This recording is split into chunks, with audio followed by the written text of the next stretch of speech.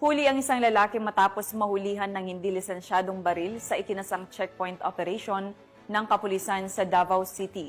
Nakibalita dyan si Patrolwoman Reyna Rose Disipulo.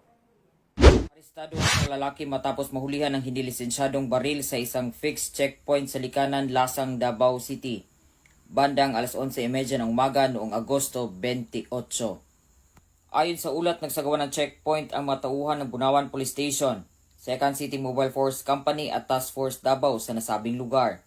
Habang isinisagawa ang inspeksyon, nasabat sa abrasado na may dalang isang .38 caliber revolver na may lamang 2 buhay na bala. Ngunit walang naipakitang kaukulang dokumento o lisensya para dito. Nakaharap ngayon ang sospek sa kasong paglabag sa Republic Act 10591, kilala bilang Comprehensive Firearm and Ammunition Regulation Act. Patuloy ang paalala ng mga otoridad sa publiko na iwasan ang pagdadala ng anumang uri ng armas na walang kaukulang pahintulot upang mapanatili ang kapayapaan at kayusan sa komunidad. Sa Police Regional Office 11, ako ang inyong PNN correspondent, Patrolwoman Reyna Rose Disipulo, alagad ng batas, tagataguyod ng Balitang Pulis.